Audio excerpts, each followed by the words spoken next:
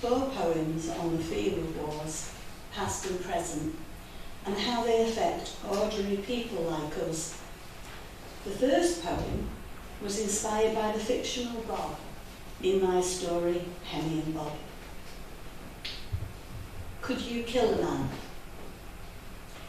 We were taught to be a good soldier, don't personalise the enemy. They aren't ordinary human beings like you. You have nothing in common with them. They don't have a mother, a father, or children. They are out to kill you, your comrades, and your children.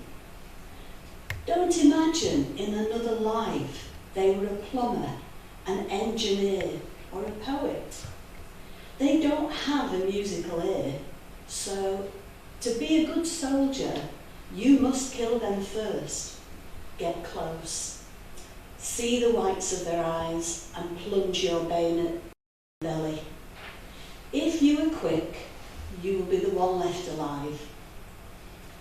Grey-haired and stooped, the old soldier with cataract-misted eyes, unseeing in the present, sees the past, crisp and clear, never forgotten memories of fear and poppy-red blood oozing from the other man, his first kill.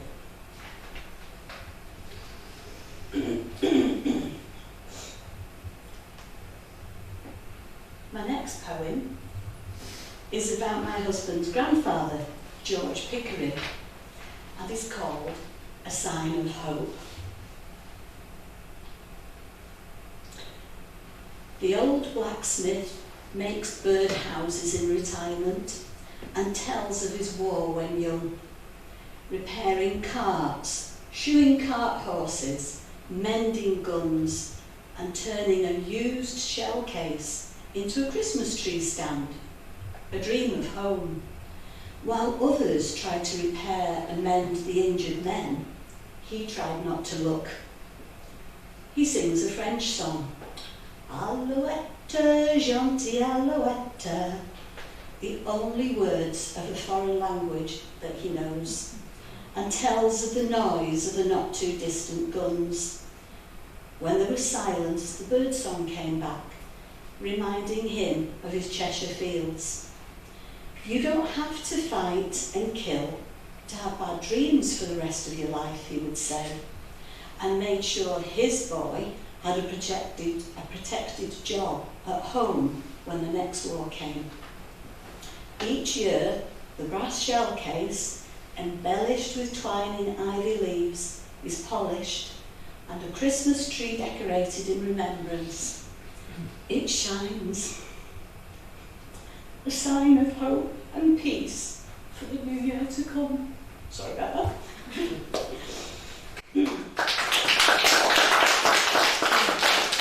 This poem is about my grandfather and my father, both called James Robert Ward. I hope I don't cry in this one. It is called Collateral Damage.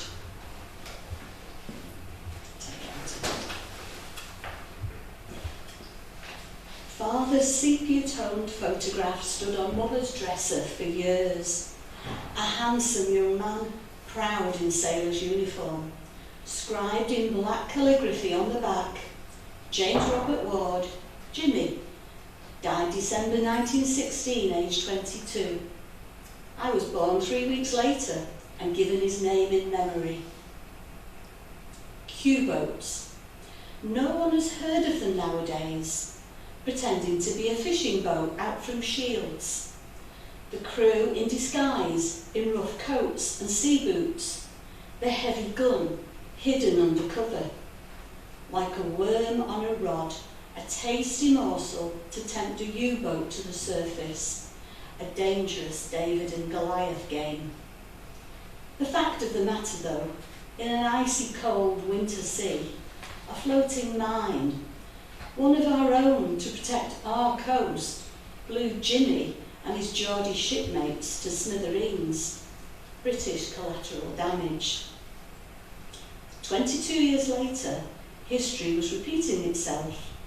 my turn to don the sailor's uniform, my photograph next to father's on the dresser. No Q-boats this time, thank God. They were an experiment that didn't work out.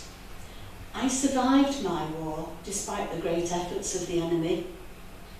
As an old man, it was brought home to me how lucky I had been. At Chatham Naval Memorial for sailors lost at sea, the giant Portland stone edifice protected by 4 stone lions, hewn lions guarding human lions. I gazed at my name on the bronze plaque, and a shiver ran down my spine.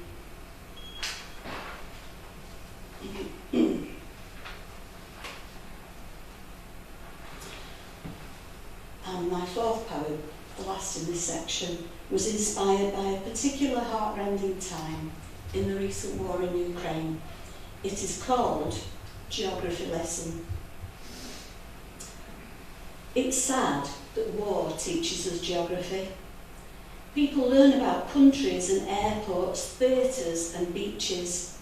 We study maps to try to understand why and where, as if planning a holiday destination.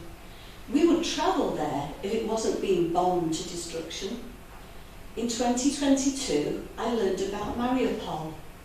I learned where it was, what it looked like, its history, its culture, and I watched with increasing horror till I could watch no more of the fighting last stand of its soldiers and its inhabitants trapped underground. I stopped watching my screen and listening to the radio. I had to. Viewing at a distance wasn't protecting me. Pity and dread were wrung out of me. I started to shake when I heard the name Mariupol, as if I too were trapped nearby, nearly suffocating and starving alongside them. One thing I will never forget, though, is where to find Mariupol on a world atlas.